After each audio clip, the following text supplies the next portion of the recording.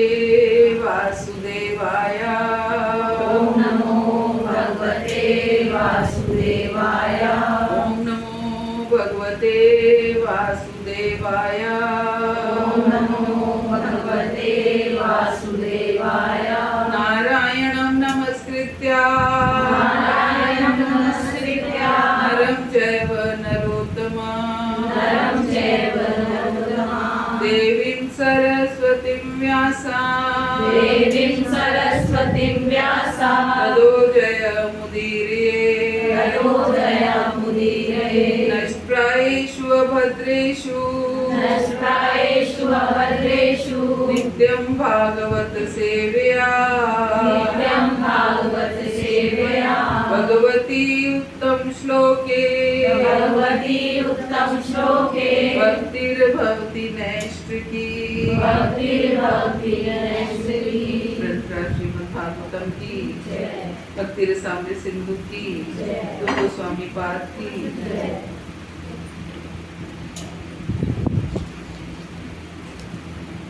तो भक्ति रसामृत सिंधु अध्याय 7 भक्ति सिद्धांतों के प्रमाण हम कर रहे थे। तो उसमें से हमने मैक्सिमम हम कवर कर चुके हैं और क्या क्या अंग लक्षण हैं भक्ति के। तो सबसे पहले हमने पढ़ा गुरुपद आश्रय कि हमें गुरु का आश्रय लेना है, गुरुपद आश्रय ग्रहण करना है। भक्ति का पहला अंग है गुरुपद आश्रय। दूसरा गुरु से दीक्षा लेना और उससे उपदेश प्राप्त करना। कि गुरु से दीक्षा लेना है, गुरुपद आश्रय ग्रहण करना है, उनसे दीक्षा लेना है और उनसे उपदेश प्राप्त करना है।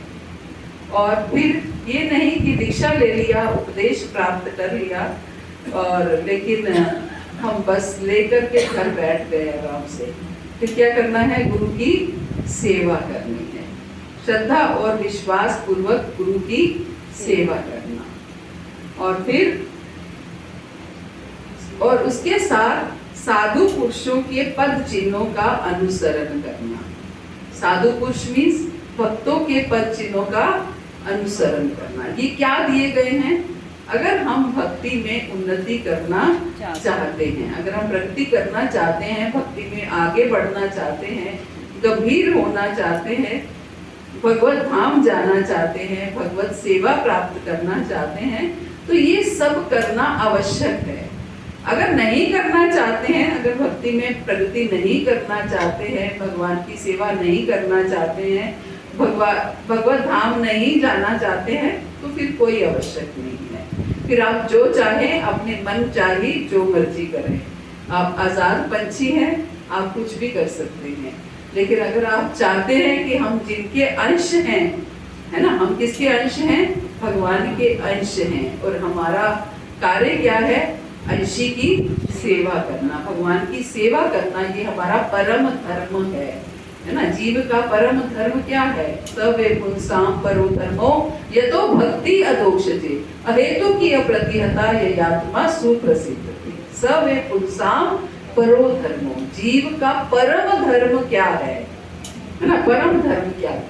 हम अपने धर्म तो बहुत निभाते हैं कि मैं पत्नी हूँ तो पत्नी का क्या धर्म है, मैं माँ हूँ तो माँ का क्या धर्म है, मैं एक समाज की नागरिक हूँ तो नागरिक का क्या धर्म है। हर चीज में मैं बहू हूँ, बेटी हूँ, हर चीज का धर्म हम निभाते हैं और निभाना भी चाहिए। लेकिन परम धर्म क्या है? इस धर्म को निभाने की आड़ में हम अपने परम धर्म को भूल जाते हैं कि हमारा परम धर्म क्या है। हम ठीक है, किसी की पत्नी है, किसी की माँ है, किसी की जो भी है, सब कुछ जिसके साथ हमारे संबंध हैं, सब कुछ है। लेकिन हम परम धर्म हमारा क्या है? कि हम भगवान के अंश हैं। हम भगवान के अंश हैं। हमारा परम धर्म क्या है? हम भगवान जिसके अंश हैं उसकी सेवा करना। आप ये सोचिए कि हमारा बच्चा जो है हमारा अंश है, मेरा बेटा मेरा अंश है, तो वो मेरी सेवा नहीं करता, बाकी सबकी सेवा करता है। अड़ोसी की, पड़ोसी की, चाचा ताऊ सबकी सेवा करता है, लेकिन मेरी सेवा नहीं करता। तो क्या ये ठीक है? है ना, मुझे ही भूल गया, बाकी सब कुछ कर रहा है, अपने सब कर्तव्य निभा रहा है, लेकिन मुझे भूल गया। तो हम सबको पता है कि ये ठीक नहीं है। परम धर्म क्या है? अपने माता पिता की सेवा करना। तो ऐसे ही हम भगवान के अंश हैं, हम बाकी सब कार्य करते हैं, लेकिन भगवान की सेवा करना हम भूल गए हैं। भगवान का अंश है, भगवान के पद चिन्हों पर चलना, भगवान के बताए हुए रास्ते पे चलना, ये हम भूल गए हैं। तो हमारा परम धर्म क्या है? सवे पुंसाम परो धर्मो यतो भक्ति अधोक्षते, अधोक्षज की भक्ति करना, भगवान की भक्ति करना, ये हमारा परम धर्म है ना। यतो भक्ति अधोक्षते, अहेतु की प्रतिहता। भक्ति कैसे करनी है? अहेतु की भक्ति करनी है। अहेतु मीन्स बिना किसी कारण के, कॉजलेस, बिना अकारण भक्ति करनी है। ये नहीं कि आज हमें कारण आन पड़ा, आज हमें आवश्यकता जरूरत आन पड़ी भगवान से, तो आज हम भक्ति कर रहे हैं। कल मेरे बेटे का एग्जाम है, हे भगवान पास हो जाना चाहिए, तो हम बैठ रहे हैं, उनकी पूजा कर रहे हैं, अर्चना कर रहे हैं। ये नहीं, अकारण भक्ति करनी है ना। अहेतु की भक्ति करनी है, अकारण अहेतु की अप्रतिहता। अप्रतिहता मीन्स बिना लगातार, बिना ब्रेक दिए, है ना, कंटिन्यूएशन में। ये नहीं कि आज करी है कल नहीं कर रही है, आज समय नहीं मिला, आज घर में मेहमान आ गए, आज कुछ हो गया तो आज हमने सब कुछ छोड़ दिया, आज तो हम मेहमानों के साथ लगे हुए थे। देखिए भगवान क्या कह रहे हैं? भक्ति कैसी होनी चाहिए? अहेतु की होनी चाहिए और अप्रतिहता होनी चाहिए, बिना कारण के होनी चाहिए और अप्रतिहता होनी चाहिए, कंटिन्यूएशन में होनी चाहिए, लगातार होनी चाहिए, है ना, लगातार होनी चाहिए। आज हमारे साथ कुछ हो गया तो हम विचलित हो गए कि नहीं, आज मन नहीं है, आज मेरा मन बहुत बेचैन है, तो किसी भी तरीके का कोई भी ब्रेक नहीं हो, बिना कंटिन्यूएशन में भक्ति होनी चाहिए। ये हमारा परम धर्म है। तो ये परम धर्म निभाते हुए ये हम अगर करते हैं, तो अगर हम भक्ति में उन्नति करना चाहते हैं, प्रगति करना चाहते हैं, तो ये सब कुछ निभाना बहुत आवश्यक है। तब ये हमें सब कुछ करना पड़ेगा। सबसे पहले क्या करना है? हमें प्रमाणिक गुरु की शरण में जाना है। एक प्रमाणिक गुरु की जो संप्रदाय से हो, परंपरा से हो, उनकी शरण में जाना है। और दूसरा, हमें उनसे दीक्षा ग्रहण करनी है, दीक्षा ग्रहण करनी है और साथ में उपदेश प्राप्त करना है, और फिर श्रद्धा और विश्वास पूर्वक गुरु की सेवा करनी है, और साथ में साधु पुरुषों के पद चिन्हों का अनुसरण करना है, और उसके साथ शाश्वत धार्मिक सिद्धांतों के विषय में जिज्ञासा करनी है। धार्मिक विषयों के बारे में हमें जिज्ञासा करनी है, और कृष्ण की तुष्टि के लिए हम कोई भी भौतिक त्याग करने के लिए तैयार रहें। कोई भी भौतिक त्याग करने के लिए हम भगवान की संतुष्टि के लिए कुछ भी त्याग कर पाए, सब कुछ, नींद भी त्याग कर पाए, खान पान भी त्याग कर पाए, है ना। जो शास्त्रों में बताया गया है शुद्ध सात्विक आहार लेना है, तो शुद्ध सात्विक आहार लें कृष्ण की तुष्टि के लिए। शास्त्रों में बताया गया है 6 घंटे सोना, तो 6 घंटे सोना। शास्त्रों में बताया गया है अल्प आहार ग्रहण करना, तो अल्प आहार ग्रहण करना, है ना। तो इस तरीके से बहुत कुछ हमें समझाया गया है, किसके लिए? कि अगर हम भक्ति में उन्नति चाहते हैं तो कृष्ण की तुष्टि के लिए प्रत्येक भौतिक त्याग के लिए तैयार होना, और फिर तीर्थ स्थानों में निवास करना। कभी कभी जाकर के तीर्थ स्थान में निवास करना चाहिए, ताकि वहां पर हमें भक्त ही भक्त दिखाई देंगे, तो हमें भक्ति करने का मोटिवेशन मिलता है। जहाँ पर हम ऐसी जगह पर जाएं जहाँ मस्ती में, क्लब में डांस कर रहे हैं, खा रहे हैं, पी रहे हैं, तो वहाँ क्या भक्ति का मोटिवेशन मिलेगा? वहाँ पे अरे ठीक है, असली जिंदगी तो यही एंजॉय कर रहे हैं, हम तो क्या हरे कृष्णा करते ही रह जाएंगे, कुछ ना इधर के रहेंगे ना उधर के करेंगे, है ना। तो कैसे, जैसे संगत में बैठेंगे वही चीज हमें मोटिवेट करेगी, और साथ में जितना आवश्यक हो उतना ही स्वीकार करना।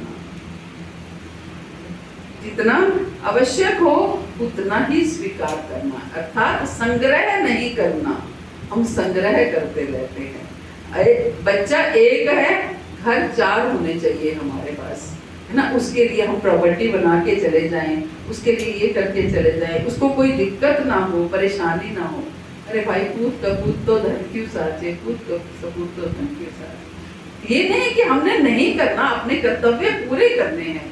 आपका बच्चा है, आपको उसे पढ़ाना है, लिखाना है, सब कुछ वो अपने पाँव पे खड़ा करना है, सारे कर्तव्य पूरे करने हैं, लेकिन संग्रह की भावना नहीं होनी चाहिए। हम लोग क्या है आजकल तो संग्रह की भावना इतनी है कि कपड़े हैं तो कपड़े, हर चीज से हमारी अलमारियां भरी पड़ी हैं। तो ये क्या है? संग्रह ही तो है ना, संग्रह है ये। तो उससे हमारा क्या, बुद्धि भी हमारी खराब होती है, चेतना भी खराब होती है, तो धन तो खराब होता ही है। तो सब चीजें व्यर्थ गवाते हैं हम, व्यर्थ समय को भी। जब हम उसको परचेज करते हैं, जो भी हम सामान खरीदते हैं, कपड़ा खरीदते हैं, घर का सामान, तो वो भी एक परचेज करने में जो समय लगाते हैं, धन लगाते हैं, बुद्धि लगाते हैं, चेतना लगाते हैं, उन सबको हम कृष्ण की सेवा में लगा सकते हैं। इससे छुटकारा, हाँ, यही तो सीखना है, इसी का तो अभ्यास करना है, यही तो समझना है कि कैसे इससे छूटें। विषया विनिवर्तन्ते निराहारस्य देहिना रसवर्जं रसोप्यसे परम दृष्ट्वा निवर्तते। जब उत्तम रस, बेटर टेस्ट मिलता है तो हल्का टेस्ट अपने आप छूट जाता है। आज से पहले जब आप भक्ति में नहीं आए थे, उस समय को याद करो तो उस समय और संग्रह होता था। अब थोड़ा सा कम हुआ, कम से कम समझ में आने लगी कि संग्रह नहीं करना है, सादा जीवन जीना है, ज्यादा भागना नहीं है कि धन के पीछे, मान सम्मान के पीछे, किसी भी वस्तु के पीछे हम भागे ना। आगे क्या था, अगर हम सोसाइटी में, जैसी हमारी सोसाइटी है, वो इतनी अच्छी ड्रेस पहने हैं, वो इतनी अच्छी ज्वेलरी पहने हैं, वो शादी पे हमेशा नई साड़ी पहन के आती है, तो मुझे भी नई साड़ी पहननी चाहिए। अब थोड़ा सा शायद चेंज आया होगा, आया कि नहीं आया, कि मैं खुद ही एज्यूम कर रही हूँ। कुछ तो चेंज आया होगा कि कम से कम हम अगर एक साड़ी एक शादी पे पहन के जाते हैं और दूसरी शादी में भी वही पहननी पड़ती है, तो ये भावना कम से कम मन में ना आए कि उस शादी में भी ये पहन के थे तो क्या हो गया यार, किसी को भी याद नहीं है, और हो भी तो आपको क्या लेना देना। आपका समय बच रहा है, आपका धन बच रहा है ना, और कुछ नहीं। क्या तो यही तो ना, इसका मतलब क्या है, अभी चेतना जो है इन चीजों में लगी है, अभी चेतना कृष्ण में लगी ही नहीं है ना, अभी चेतना कृष्ण में लगी ही नहीं है। जिस दिन चेतना कृष्ण में लग जाएगी, उस दिन यही याद रहेगा। आज जो लोग साधु हो जाते हैं, जो लोग साध्वियां हो जाती हैं, माताएं भी, तो वो क्या, सबसे पहले उनके वस्त्र चेंज कराते हैं। आप देखते हैं, सबसे पहले उनके वस्त्र चेंज कराते हैं कि व्हाइट ही साड़ी पहननी है या गेरुआ ही पहनना है। किस लिए कराते हैं? उसका कारण सिर्फ यही है, अगर नहीं कराएंगे तो संग्रह होता चला जाएगा। स्कूल में जिसको भी डिसिप्लिन सिखाना है, जिसको भी कुछ अच्छा व्यक्ति बनाना है, स्कूल में बच्चे को अच्छा पढ़ाना है, तो उसको जाते ही पहले यूनिफॉर्म पकड़ा दी जाती है कि आपको यूनिफॉर्म पहननी है, ताकि ये नहीं स्कूल में आप आओ तो दूसरे बच्चों के कपड़े ही देखते रहो कि आज वो कौन सी स्कर्ट पहन के आई है तो आज वो कौन सी ट्राउजर पहन के आया है, ये नहीं देखना है ना। तो इसलिए अगर हम उन्नति करना चाहते हैं, भले ही वो पढ़ाई में हो, भले ही वो भक्ति में हो, किसी में भी उन्नति करना चाहते हैं, तो हमें इन चीजों को छोड़ना पड़ेगा। अदरवाइज क्या है, हमारी चेतना, हमारी बुद्धि, हमारा समय, हमारा धन, सब कुछ इसमें लगता चला जाएगा ना, सब कुछ इसमें लगता जाएगा। तो प्रयास करें। मैं ये नहीं कह रही हूँ आप वस्त्र मत खरीदिए, इसका मतलब ये मत समझना, लेकिन प्रयास करें हम जितना सादा जीवन बिता पाए उतना सादा जीवन बिताएं, है ना। समय को जहां से बचा सकते हैं, धन को जहां से बचा सकते हैं, उसको बचाइए, ताकि वही धन, वही समय हमारा कृष्ण की सेवा में लग जाए। है ना। इसी को ही कृष्ण भावनामृत कहते हैं। प्रभुपाद ने हर जगह कृष्ण भावनामृत पूरी भगवत गीता कृष्ण भावनामृत से भर रखी है। क्या है ये कृष्ण भावनामृत? मीन्स आपकी भावना जो है वो कृष्ण में लगी होनी चाहिए। आपकी हर समय आपका सोच, आपका विचार हर समय कृष्ण के बारे में सोचे, ना कि ये सोचे कि कल कौन सी साड़ी पहनी थी, आज हो पिछले हफ्ते में ये साड़ी पहनी थी या नहीं पहनी थी। पहले मैं ऑफिस जाया करती थी तो डेली साड़ी पहनती थी। यहाँ इस्कॉन में आने से पहले की बात है। पहले मैं डेली साड़ी पहनती थी, सिर्फ सैटरडे मेरा हाफ डे होता था और उस दिन मैं सूट पहनती थी कि आज हाफ डे है तो आज मुझे सूट पहनना है। इसलिए मैं सूट बनवाती ही नहीं थी, तो कि मुझे सैटरडे के सैटरडे तो पहनना होता है, तो क्या सूट बनवाने हैं। तो 2 सूट रखती थी, एक सैटरडे एक सूट पहनती थी, अगले सैटरडे दूसरा पहन लेती थी, फिर उससे अगले सैटरडे कोई पहले वाला पहनती, ऐसे टर्न वाइज 2 सूट को पहनती थी। तो ना इतना धन था उस समय और ना ही इतनी शौकीन मैं शुरू से भी नहीं रही। तो एक दिन मेरे को एक ऑफिस में किसी मैडम ने बोल दिया, तेरी ये सैटरडे की यूनिफॉर्म है क्या? तो हर सैटरडे ये सूट पहन के आ जाती है। मेरे दिल में इतनी लग गई ये बात कि भाई इसने कह कैसे दिया कि ये सैटरडे की यूनिफॉर्म है, कि मैं इसका मतलब क्या मैं सूट नहीं बनवा सकती क्या? मैंने आके प्रभु जी को बोला कि आज मेरे को ऐसे ऐसे किसी सेठी ने ऐसे ऐसे बोला कि तेरी सैटरडे की यूनिफॉर्म है, मुझे सूट लेने हैं। मैं पागल हूँ जो 2 सूट ही पहनती रहती हूँ। तो फिर ये थोड़ा समय पहले की शायद बात होगी और फिर मैंने 2-4 सूट और बनवा लिए होंगे और फिर थोड़ा समय में मेरी चेतना थोड़ी सी इधर को लगने लगी। फिर मैं सोच रही मैं पागल थी जो उसके कहने पे सूट बनवा लिए कि क्या हो गया। वो उन्होंने कहा था तेरी यूनिफॉर्म है, तो मैं भी ऊपर से कह रही थी हाँ मेरी यूनिफॉर्म है, काम बात खत्म हो जाती, हाँ मेरी यूनिफॉर्म है। तो कैसे हम वही जैसा संग होता है हम वैसे बदल जाते हैं, है ना। भले ही मैं शुरू से ही शौकीन नहीं रही हूँ, लेकिन अगर किसी ने कहा तो मैं उनके इन्फ्लुएंस में आ गई। इसलिए ऐसे लोगों का संग करना चाहिए जो आप अगर सादगी में रहना चाहते हैं तो आपकी सादगी को अप्रिशिएट करें, ना कि इस तरीके से आपको प्रोवोक करें। तो ये होता है संग का डिफरेंस। तो हमें इस तरीके से रहना है कि हमारी चेतना, हमारी बुद्धि संग्रह में ना जाए। अगला क्या है? एकादशी के दिन उपवास करना। एकादशी के दिन उपवास करना। अगर भक्ति में उन्नति करना चाहते हैं तो एकादशी के दिन उपवास करना है।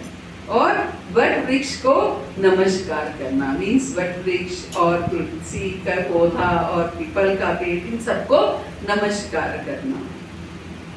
अगला अभक्तों का संग त्याग। अभक्तों का संग त्याग सबसे कठिन कार्य ये है, अभक्तों का संग त्याग।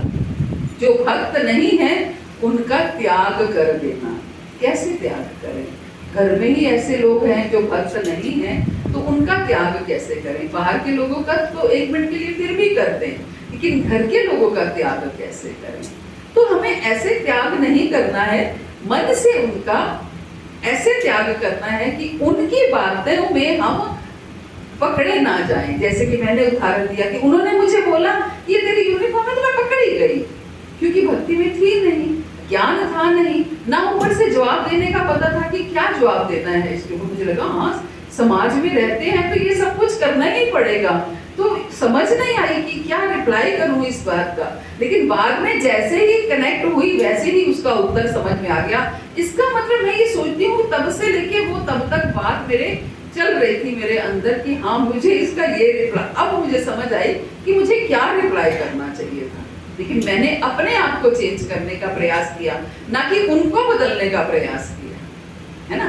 तो इस तरीके से अभक्तों का संग मीन्स अभक्त अगर रहते भी हैं तो आप अपना पानी उनके ऊपर चढ़ाइए, उनके जल में खुद स्नान मत कीजिए, है ना। मतलब आपका इफेक्ट उनके ऊपर आए, उनका इफेक्ट आपके ऊपर ना आए, इस तरीके से हमने व्यवहार करना है। इसलिए अभक्तों का संग त्याग। और बाहर जो अभक्त हैं उनका तो हम अगर त्याग कर सकते हैं तो बहुत अच्छी बात है, त्याग ही करना चाहिए, है ना, त्याग ही करना चाहिए। क्योंकि हम अगर नहीं करेंगे तो क्या होगा, उसका इफेक्ट हमारे ऊपर आता चला जाएगा। आगे आगे क्या कहती है, अयोग्य शिष्य ना बनाना, अधिक मंदिर ना बनाना या अधिक पुस्तकें ना पढ़ना। मीन्स अयोग्य शिष्य ना बनाना। अयोग्य शिष्य ना बनाना का अर्थ क्या है कि हमें ऐसे शिष्य नहीं बनाने हैं जो कि जिनकी वजह से हमें भी सफर करना पड़े, या फिर ऐसे शिष्य कि हमें उन शिष्यों का ऑब्लिगेशन हम अपने किसी पर्सनल यूज के लिए करें। हम शिष्यों से कोई ऐसे कार्य करवा लें जो हमें ऐसा लगे कि ये अब इसका एक एहसान हो गया मेरे ऊपर, और उस शिष्य के साथ हमें, चाहे वो योग्य नहीं है लेकिन फिर भी उसके साथ हमें ऐसा व्यवहार करना पड़े। तो अयोग्य शिष्य हमें नहीं बनाना है, शिष्य वो बनाना है। अब हम कहेंगे हम तो गुरु थोड़ी हैं जो शिष्य बनाएंगे, गुरु नहीं है, लेकिन ये गुरुजनों के लिए ही कहा गया है।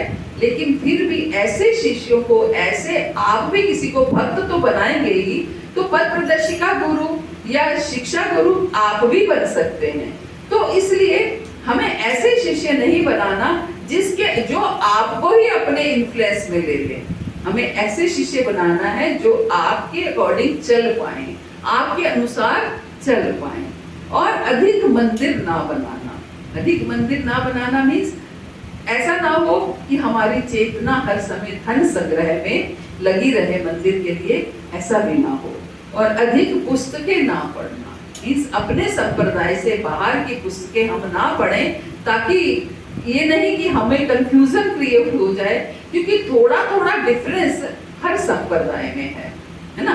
कोई कहेगा कि तुलसी दल डाल के भोग लगाना है, कोई कहेगा तुलसी दल डाल के भोग नहीं लगाना है, कोई कहेगा एकादशी का व्रत करना है, कोई कहेगा नहीं करना है, कोई कहेगा गिन के माला करनी है, कोई कहेगा गिन के माला करने की कोई आवश्यकता नहीं है। तो हर संप्रदाय में थोड़ा थोड़ा डिफरेंस है, तो वो डिफरेंस आपको कंफ्यूज कर देगा। तो इसलिए अपने ही संप्रदाय की किताबें पढ़िए ताकि कोई भी कंफ्यूजन ना हो, है ना।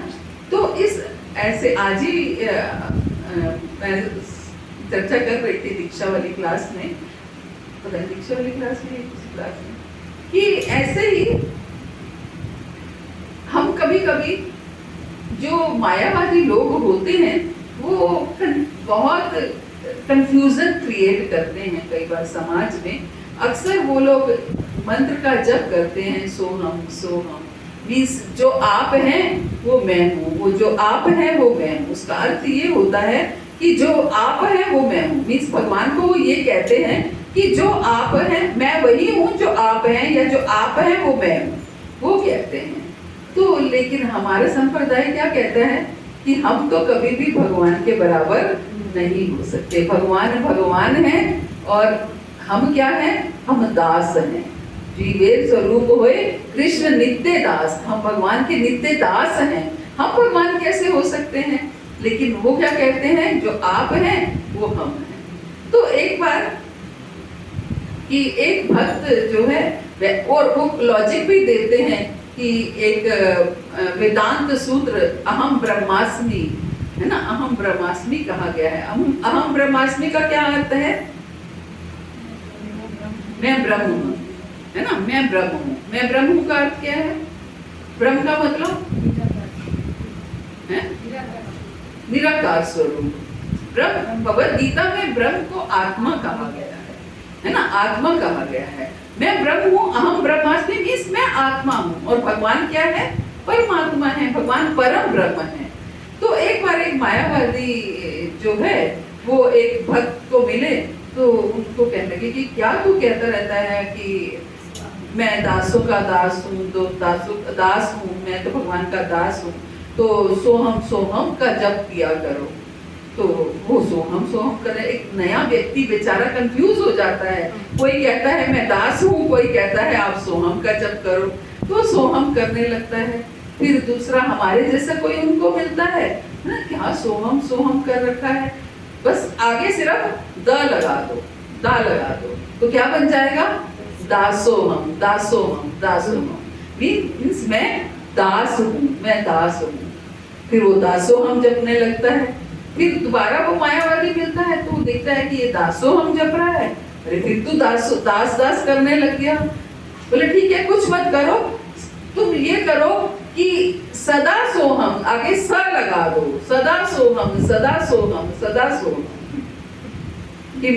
कि मैं हमेशा ही जो आप हैं वो मैं हूँ, जो आप हैं वो मैं हूँ। वो बेचारा फिर सदा सोहम करने लगता है।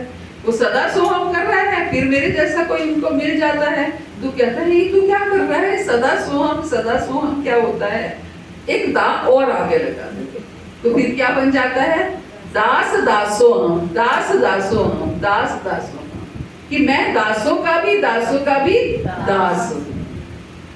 तो मेरे कहने का मतलब है कि हम जितने लोगों से मिलेंगे उतना कंफ्यूजन होगा, जितनी किताबों को पढ़ेंगे उतना कंफ्यूजन होगा। हमें एक ट्रैक पर चलना है ना, एक ट्रैक पर चलना है तो हमें उसी संप्रदाय की, उसी जिस ट्रैक पर हम चल रहे हैं उन्हीं की किताबें पढ़नी है, उन्हीं को सुनना है। इसका रीजन यही है कि हमारे अंदर कंफ्यूजन क्रिएट ना हो, हमारे अंदर कंफ्यूजन क्रिएट ना हो। तो क्या बोला गया है, अधिक पुस्तकें ना पढ़ना।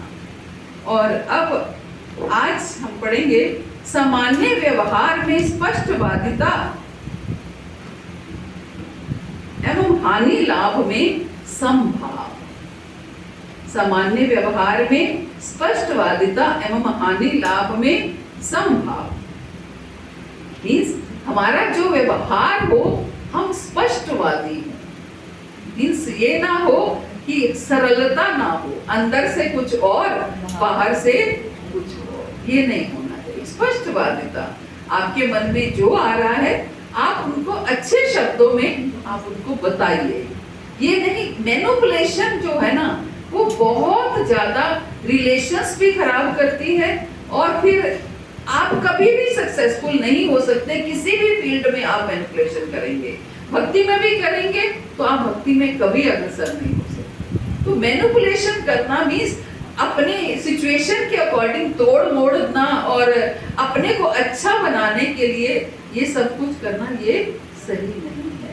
यही बताना चाह रहे हैं, सामान्य व्यवहार में स्पष्टवादिता होनी चाहिए कि हम स्पष्टवादी हों, जो कुछ है उसको साफ तरीके से बोल रहे हैं। और लाभ हानि में समभाव, चाहे हानि हो चाहे लाभ हो, इसमें हानि लाभ का मतलब सिर्फ धन से नहीं है कि आपके बिजनेस में लॉस हो गया, बिजनेस में हानि हो गई तो आप उसमें, कोई भी घर में कोई परिस्थिति ऐसी आन पड़ती है तो हमें समभाव रहना है, विचलित नहीं होना है। कोई सुख है दुख है सब में एक समान रहना है, क्योंकि एक समान रहने का अर्थ है अगर हम विचलित हो जाएंगे तो क्या होगा, सोचिए, विचलित होने से क्या हो, कुछ होगा नहीं। अगर हमारे ऊपर कोई दुख आया और हम उससे विचलित हो गए तो क्या वो दुख सुख में बदल जाएगा, नहीं बदलेगा।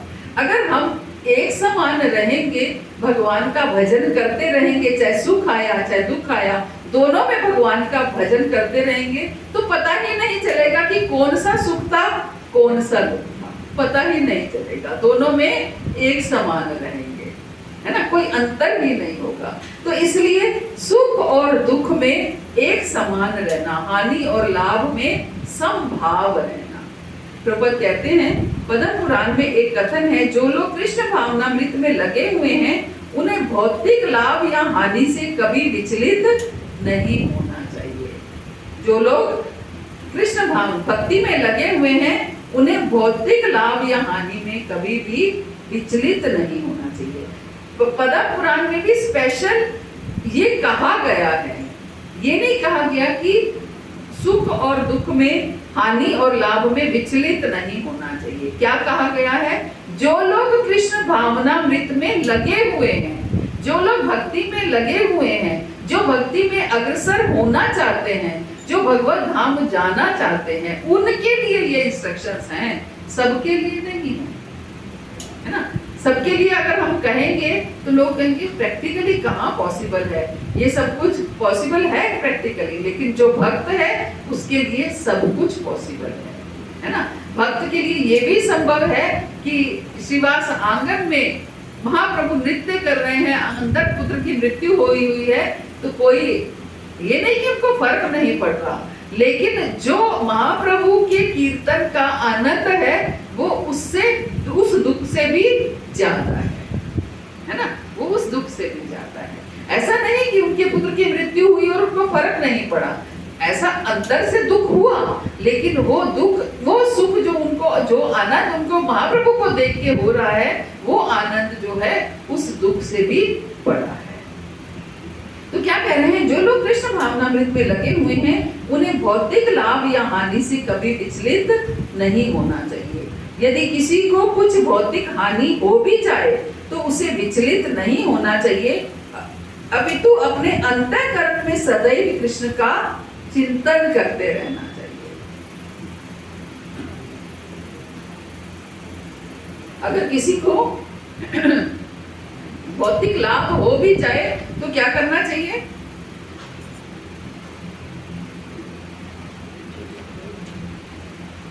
विचलित नहीं होना चाहिए और हमेशा कृष्ण का चिंतन करते रहना चाहिए। कहने का अर्थ ये है कि हर बद्ध जीव सदैव भौतिकतावादी कार्यों के चिंतन में तल्लीन रहता है। उसे ऐसे विचारों से मुक्त होकर पूर्णतया कृष्ण भावना भावित होना चाहिए। बद्ध जीव किसमें रहता है? भौतिकतावादी कार्यों के चिंतन में लगा रहता है। अपने जीव क्या करता है? अपने भौतिक कार्यों के चिंतन में लगा रहता है। इवन जब भगवान के साथ वो 2 घंटे बिताता है, जब का समय, उस समय भी वो भौतिक कार्यों के चिंतन में लगा रहता है। लगे रहते हैं कि नहीं लगे रहते हैं, है ना? ये बनाएंगे, ये खाएंगे, यहाँ जाएंगे, ये ऐसे करेंगे, ये कार्य ऐसे करेंगे, जब के समय सारा कुछ याद आ जाएगा, है ना? लेकिन जब भौतिक कार्यों में लगेंगे उस समय कृष्ण का चिंतन नहीं आएगा। सोचिए क्यों? क्योंकि उसका अभ्यास ज्यादा है ना? भौतिक कार्यों का अभ्यास ज्यादा है, कृष्ण का चिंतन करने का अभ्यास कम है। कृष्ण का चिंतन करने का अभ्यास जैसे जैसे बढ़ेगा वैसे वैसे भौतिक कार्य अपने आप छूटते चले जाएंगे। तो जिसकी प्रैक्टिस ज्यादा होगी वो कार्य आसानी से होने लगेगा, है ना? जो नॉर्थ इंडियन है उनको अगर इडली डोसा बनाने के लिए कहो तो उनको ऐसा लगेगा कि आज तो बहुत बड़ा प्रोजेक्ट करना है, इडली डोसा बनाना है। और जो साउथ इंडियन है उन्हें अगर रोटी बनाने को लिए कहते हो तो उनको लगेगा आज तो बहुत बड़ा काम करना है।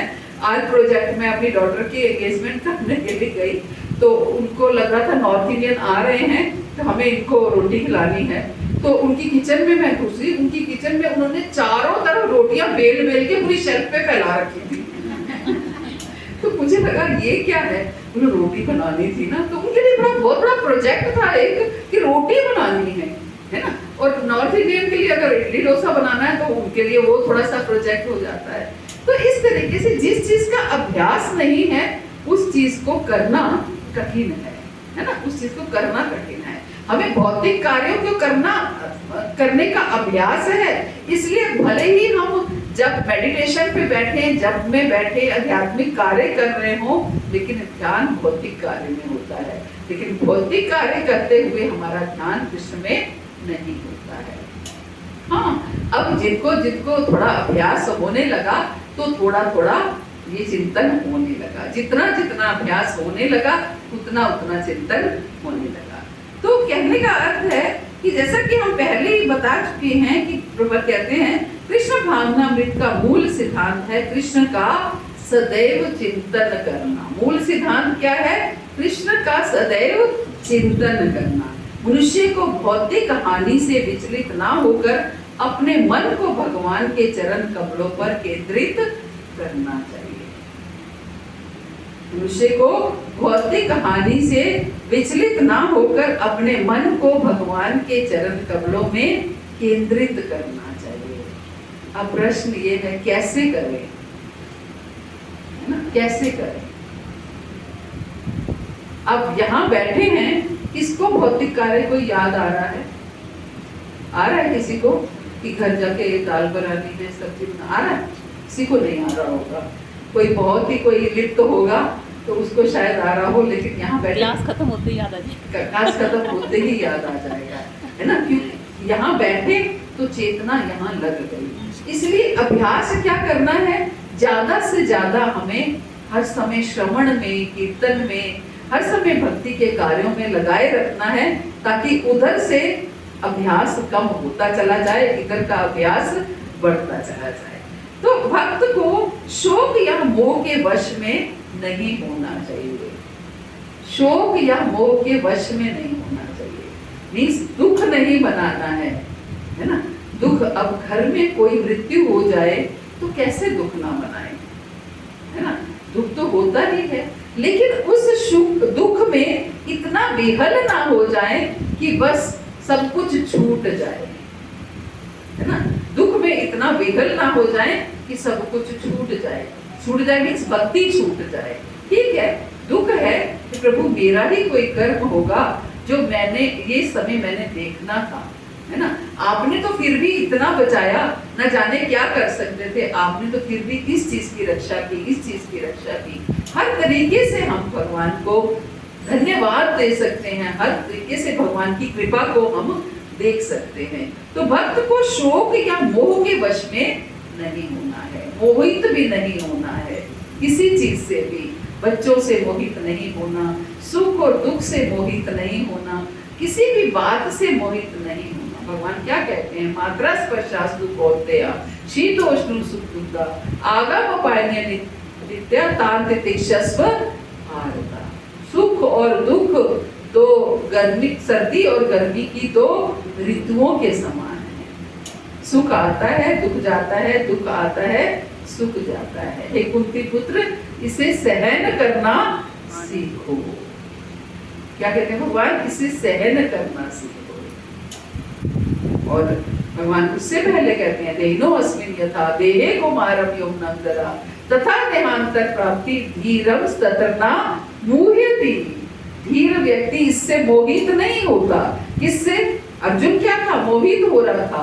सामने मेरे प्रियजन है, ये मेरे ताता है, ये मेरे दादा है, ये मेरे गुरुजन है, ये मेरे भाई बंधु है, मैं इनका वध कैसे करूं। मोह हो रहा है उनके साथ कि मेरे अपने ही परिवार के लोग हैं, इनका मैं वध कैसे करूं। तो मोह है ये, है ना। तो भगवान ने क्या बोला कि ये सब आत्माएं हैं, इनके शरीरों का वध अगर तुम नहीं करोगे तो मैं कर दूंगा। अगर इन्होंने इस समय जाना है तो जाना है ना। तो इस तरीके से मोहित नहीं होना है। और जो मनुष्य शोक या क्रोध से अभिभूत होता है, उसके हृदय में कृष्ण के प्रकट होने की कोई संभावना नहीं होती। जिसके हृदय में दुख होता है, जिसके हृदय में क्रोध होता है, उसके हृदय में कृष्ण के आने की कोई संभावना नहीं होती। आप ये सोचो, हम सब जानते हैं कि क्रोध नहीं करना चाहिए, है ना। कितने कोई है ऐसा जो ये ना जानता हो कि क्रोध नहीं करना चाहिए, फिर भी हम क्रोध करते हैं, है ना। फिर भी हम क्रोध करते हैं। दूसरा कोई व्यक्ति क्रोध करता है तो हम उसको शिक्षा देते हैं, और खुद जब क्रोध आता है तो खुद को पता भी नहीं चलता कि क्या क्या बोल जाते हैं। तो क्या कह रहे हैं, मनुष्य को शोक या क्रोध से अभिभूत नहीं होना चाहिए, और दुख भी नहीं मनाना है किसी चीज का। क्या लेके आए थे, क्या लेके जाएंगे, सब कुछ यहीं से प्राप्त हुआ है, यहीं छोड़ के आए थे। दर्द में आए थे, दर्द में जाएंगे। बस ये इस बात को बांध के रखो, याद रखो, हमेशा ही ऐसे आएंगे। हम कितने एग्जाम्पल देखते हैं। सिकंदर ने क्या बोला, मेरे हाथ सिकंदर ना मेरे हाथ खुले छोड़ देना, कि लोगों को पता चले मैं इतना पैसे के पीछे भागता रहा और जाते हुए मैं खाली मुट्ठी लेके गया, कुछ नहीं लेके गया। लेके जाएंगे तो क्या लेके जाएंगे, अपनी भक्ति लेके जाएंगे, कर्म लेके जाएंगे, ये लेके जाएंगे, और कुछ भी नहीं लेके जाएंगे। तो कैसे इन कर्मों को हम सुधारें, भक्तिमय कर्मों को बनाएं और भक्ति की गठरी साथ में लेके जाएं। नेहा विक्रमनाशु अस्ति प्रत्याय नामित्यते, कि हमें क्या करना है, क्योंकि भक्ति ही ऐसी चीज है जिसका कभी विनाश नहीं हो सकता। बाकी हर वस्तु का विनाश होना है। आप कितना संग्रह कर लीजिए, सब कुछ यहीं छोड़कर जाना है ना, सब कुछ यहीं छोड़कर। अगर सांस नहीं चली तो सब कुछ छूट जाएगा। कुछ खत्म। सब जानते हैं, सब पढ़े लिखे पंडित हैं, लेकिन सब भूल जाते हैं, है ना, सब भूल जाते हैं। यही भगवान ने, अगर ये ना लिखा होता, भूलना ना होता कलयुग में, तो सत्संग की आवश्यकता ही नहीं थी। फिर तो एक बार सुन लिया, याद हो गया, खत्म। रोज रोज सुनने की आवश्यकता क्या है? इसलिए तो आवश्यकता है कि हम भूल जाते हैं ना, भूल जाते हैं। 24 घंटे सुनते हैं फिर भी भूल जाते हैं, बिल्कुल। इसलिए 48 घंटे सुनना चाहिए, है ना। उसमें तो आगे ध्यान है, काम में लगे तो ये भी नहीं पता लगता कि क्लास चल रही है, क्योंकि काम ही इतना होगा। वैसे एक बात इतना अच्छा लगे कि वो मन में ही लग गया। अच्छा लगता है, मन करता है कि बैठ के सुने, बाकी ये भी नहीं पता कब शुरू हुई कब खत्म होगी, क्या होगा। इसलिए ऑफलाइन क्लास और ऑनलाइन क्लास दोनों में अंतर होता है ना। बस हम सुनने वाले होने चाहिए। अगर सुनेंगे तो इसलिए बांध लेना चाहिए, दिन में एक क्लास कम से कम ऑनलाइन को ऑफलाइन की तरह सुने, एक क्लास कम से कम सुने, प्रयास करें। आगे क्या है? देवता, देवताओं का सम्मान करने से चूकना नहीं चाहिए। क्या करना है? देवताओं का सम्मान करना है। कई बार ऐसा होता है कि हम कृष्ण भक्ति में आते हैं तो हमें लगता है हम तो कृष्ण भक्ति में आ गए, हमें तो केवल कृष्ण की पूजा करनी है, देवताओं को हमने नहीं, वो शिव मंदिर है हमें नहीं जाना, वो देवी माँ का मंदिर है हमें नहीं जाना। कुछ अर्थ नहीं है। आप जो भी हैं, वहाँ शिव बैठे हैं, देवी माँ बैठी हैं, जो भी बैठे हैं, आपसे सुपीरियर हैं, है ना, आपसे सुपीरियर हैं। आप उनको हाथ जोड़कर प्रणाम करके सम्मान हमें सबको देना है। हाँ, अंतर भी पता होना चाहिए कि इनमें क्या अंतर है, ये भी पता होना चाहिए, लेकिन सम्मान भी हमें देना है। भले ही कोई देवताओं का भक्त ना हो, किंतु इसका ये अर्थ नहीं होता कि मैं उनका अनादर करे। उदाहरण के तौर पे एक वैष्णव शिव जी या ब्रह्मा जी का भक्त नहीं होता, किंतु ये उसका परम कर्तव्य है कि वो इन उच्च पदासीन देवताओं का सभी प्रकार से आदर करे। आज ही मैं कुछ सुन रही थी तो उसमें आ रहा था, एक माता जी कर रही थी कि वो बाहर किसी फॉरेन कंट्री में कैरी में गई थी, तो मेरे साथ मेरा पूरा ग्रुप था और मेरा मन किया कि यहाँ तो बहुत सुंदर समुद्र है, क्यों ना समुद्र के तट पर जाके सुबह ब्रह्म मुहूर्त में जपा किया जाए। तो बोली, मैंने अपने सारे ग्रुप को तैयार कर लिया कि चलो समुद्र के किनारे बैठ करके जब वहां जाके भजन करेंगे। गए सुबह सुबह 4 बजे समुद्र के किनारे पहुंच गए, तो बोले वहां जाके जो दृश्य देखा वासनाओं से भरा हुआ, और वहां की जो लोगों की एक वासनाओं के प्रति दृष्टि और ये सब कुछ नग्नता जो देखी वहां पर, वहां के लिए हम 15 मिनट भी नहीं रुक पाए तो वहां से आ गए। तो कहना वो ये चाह रही थी कि हम लोग बाहर की तरफ आकर्षित होते हैं, लेकिन हमें बाहर से क्या ग्रहण करना है। ठीक है, वहां साफ सफाई है, हमें ग्रहण करना है कि हमें भी साफ सफाई रखनी चाहिए, प्रयास करें। लेकिन ऐसा नहीं है कि भारत में कुछ नहीं है। भारत के समुद्र देखो, जगन्नाथपुरी का समुद्र देखो, और द्वारकाधीश का समुद्र देखो, कन्याकुमारी का समुद्र देखो, तो वहां जाओ तो भजन ही भजन, सुंदर भजन आप कर सकते हो। समुद्र के किनारे जाओ तो हरि भजन करो। अगर पर्वत की चोटी पर जाओ, वहां पर भवानी बैठी हैं और वहां उनका चिंतन करो। तो कैसे यहाँ हर पर्वत पर और हर समुद्र के किनारे सब कुछ है, लेकिन वहां केवल अय्याशी है समुद्र के किनारे, और कुछ नहीं है। तो बड़ा सुंदर लगा मुझे सुन के। सच में हम जो कुछ है हमारे पास उसको हम देख नहीं पाते हैं, और बाहर के देशों की तरफ आकर्षित होते हैं कि हाँ वहाँ तो ये चीज है, लेकिन जो नहीं है वहां पर वो देखिए। है ना, कोई कल्चर नहीं है, कोई भक्ति भावना नहीं है, कुछ नहीं है। तभी तो वो भक्ति भावना के लिए, अगर किसी के मन में भक्ति भावना है तो वो यहाँ खींचे चले आते हैं, है ना। माता जी जैसे कहते हैं हम लोग कम कपड़े पहनते हैं तो पेड़ का जन्म मिलता है ना, तो माता जी उनको कितने पेड़ों का जन्म मिलता होगा। बिल्कुल बिल्कुल, तभी तो बाहर पेड़ ज्यादा होते हैं ना। अब तो किसी मतलब नाम के पेड़ होते हैं।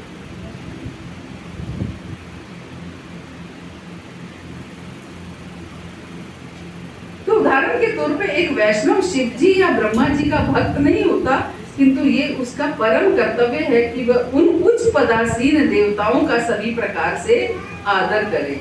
वैष्णव दर्शन के अनुसार मनुष्य को एक चींटी तक का आदर करना चाहिए। वैष्णव दर्शन के अनुसार मनुष्य को एक चींटी तक का आदर करना चाहिए। चींटी को तो हम ऐसे मसोड़ देते हैं, पता ही नहीं चलता। कपड़ा से अंदर काटते करते ऐसे करके ऐसे करते है ना। क्या कह रहे हैं, चींटी तक का आदर करना चाहिए। तो फिर शिव जी तथा ब्रह्मा जी जैसे महापुरुषों के विषय में तो क्या कहा जाए। पद्म पुराण में कहा गया है, चूंकि कृष्ण या हरि समस्त देवताओं के स्वामी हैं, अतः वे सदैव पूजनीय हैं। किंतु इसका ये अर्थ नहीं होता कि देवताओं का सम्मान ना किया जाए। देवताओं का भी हमें बराबर सम्मान करना है। और फिर किसी भी जीव को पीड़ा ना पहुंचाना, किसी भी जीव को पीड़ा ना पहुंचाना, कि हम किसी भी जीव को पीड़ा, ये नहीं कि मनुष्य को, किसी भी जीव को पीड़ा ना पहुंचाना। मुझे याद है मेरी नई नई शादी हुई, हमारा घर तब भी सेकंड फ्लोर पे हुआ करता था, और एक कबूतर आया और उसके पैर में कुछ घाव था, कुछ चोट लगी हुई थी, उड़ के आया और हमारे फ्लोर पर आकर के बैठ गया। और वो पैर पे घाव था तो इसलिए उड़ नहीं पा रहा था दोबारा से, और वहीं बैठ गया। तो तब हम मुर्गेट रहते थे, और हमारे, आप लोग जानते, पता नहीं अभी भी है शायद, वहाँ पर गौरी शंकर मंदिर है चांदनी चौक में, और उसके साथ ही बर्ड्स हॉस्पिटल है, अभी भी है ना। तो मेरे प्रभु जी ने उस कबूतर को बास्केट में डाला और उसको बर्ड्स हॉस्पिटल ले गए, तो जाके उसको एडमिट करा दिया। मुझे तो इतनी हैरानी हुई है सुन के, ऐसे भी कोई कर सकता है कि मोरीगेट और चांदनी चौक में भी अंतर था, ये नहीं कि बिल्कुल पड़ोस में है या कुछ है, काफी दूर था। तो लेकिन उन्होंने उसको उठाया, बास्केट में डाला और ले गए और वहां पर एडमिट करा। तो कहने का अर्थ है कि दया भावना अगर है तो सबके, सब जीवों के प्रति दया भावना होनी चाहिए। तो यही कहा है, किसी भी जीव को पीड़ा ना पहुंचाना। ये महाभारत का कथन है कि जो व्यक्ति किसी भी जीव को नहीं सताता या उसके मन को पीड़ा नहीं पहुंचाता, जो सबों के साथ स्नेही पितृवत आचरण करता है और जिसका हृदय अति विशुद्ध रहता है, वह निश्चित रूप से शीघ्र ही भगवान का कृपा भाजन बन जाता है। कौन? जो व्यक्ति किसी भी जीव को नहीं सताता। हम भगवान की कृपा को की याचना करते रहते हैं, प्रभु कृपा करो, दया करो। तो क्या क्या कृपा की याचना हम करते हैं, तो कृपा को के हम डिजर्व कब करते हैं कि जब जो व्यक्ति किसी भी जीव को नहीं सताता या उसके मन को पीड़ा नहीं पहुंचाता। मन को पीड़ा तो हम बात बात में पहुंचा देते हैं, कुछ भी ऐसी बात बोल देंगे कि दूसरा व्यक्ति कई बार तो इतना दुखी हो जाता है कि बात करना भी पसंद नहीं करता, है ना। तो इस चीज का भी हम ध्यान रखें कि हम किसी के मन को भी पीड़ा ना पहुंचाएं। जो सबों के साथ स्नेही पितृवत आचरण करता है, सबके साथ प्रेम से पितृवत अपने माता बच्चे की तरह उसके साथ आचरण करता है, और जिसका हृदय अति विशुद्ध होता है, वह निश्चित रूप से शीघ्र ही भगवान का कृपा भाजन बनता है। कभी कभी तथाकथित सभ्य समाज में पशुओं के प्रति क्रूरता के विरुद्ध आंदोलन किया जाता है, किंतु साथ ही साथ सुव्यवस्थित कसाई घरों को सदा चलाया जाता है। कभी कभी क्या होता है कि पशुओं के प्रति क्रूरता कि पशुओं का वध नहीं करना, इसके लिए बड़े आंदोलन चलते हैं, गौ हत्या नहीं करनी, ये इनका वध नहीं करना, लेकिन साथ के साथ बड़े सुंदर तरीके से कसाई घर भी बनाए जाने हैं कि वैसे वध नहीं करना, लेकिन कसाई घर में जाकर के वध कर लेना है। वो मांस खाना भी है और काटना भी है और सब कुछ करना है। वो क्रूरता नहीं है, लेकिन वैसे हम आंदोलन चलाते हैं। वैष्णव ऐसा नहीं होता। वैष्णव ना तो पशु वध का समर्थन कर सकता है और ना ही किसी जीव को पीड़ा पहुंचाता है। जब से भक्ति में आए तो कॉकरोच मारते हुए सब लोग सोचते हैं कि कॉकरोच कैसे मारें, कॉकरोच कैसे हटाएं। अब तो कोई सब मानते हैं अभी थोड़ा थोड़ा कि नहीं मानना चाहिए, छोड़ दो। हैं? अब तो सब ऐसे होने लगे हैं, शायद जो नहीं मानना चाहिए कोई कीड़ा। यस, हाँ, बिल्कुल। सामने Yes. रहते हैं। वही ना, ये चेंज आया, ये समझ में आने लगी कि किसी भी जीव को हमें तंग नहीं करना, किसी को परेशान नहीं करना, किसी को पीड़ा नहीं पहुंचानी है। तो ये सब जो बातें हैं ये सबके लिए नहीं है। किसके लिए है? जो भक्ति में अग्रसर होना चाहता है, देवी देवताओं का सम्मान करना है और साथ में हमें किसी भी जीव को पीड़ा नहीं पहुंचानी है और सामान्य व्यवहार में स्पष्टवादिता रखनी है। ये नहीं कि उसके सामने तो उसके अच्छा बोल दिया और जाके पीठ पीछे कुछ अलग बोल दिया और जब वो उसको पता चला तो इसके हृदय में चूक लग गई। तो इसलिए स्पष्टवादिता, सामने बोलो, साफ सुथरा बोलो, सही रहो और हानि लाभ में समभाव रहना है ना। हानि लाभ में एक समान रहना है, कोई दुख नहीं, कोई शोक नहीं मनाना है ना। और भगवान से हमेशा यही समझना है कि प्रभु आप जो कुछ भी दो वो आपका, आपके द्वारा दी हुई हर वस्तु मुझे स्वीकार है ना। हर वस्तु मुझे स्वीकार है। ये नहीं कि मैं आपने अगर खुशियां दे दी तो मैं झोली फैला के बैठी हूँ और दुख दिए तो ये आपने क्या कर दिया, है ना। आप जो कुछ भी दो, आपकी हर वस्तु, हर दी हुई वस्तु मुझे स्वीकार है। आपका ही आश्रय है मेरे को और आप जो भी दोगे, आप जो देना चाहते हो वही दो, है ना। जो देना चाहते हो वही दो। एक भक्त तो विषय ये कहता है मेरे कहने में मत आना, मेरा क्या है, मैं तो अच्छा ही मांगूंगी, मैं तो यही मांगूंगी मुझे सुख दो, लेकिन आप जो देना चाहते हो वही दो ना, मेरी बातों में मत आना। ये भक्त की इच्छा होती है ना, मेरी बातों में मत आना। सुख भी मुझे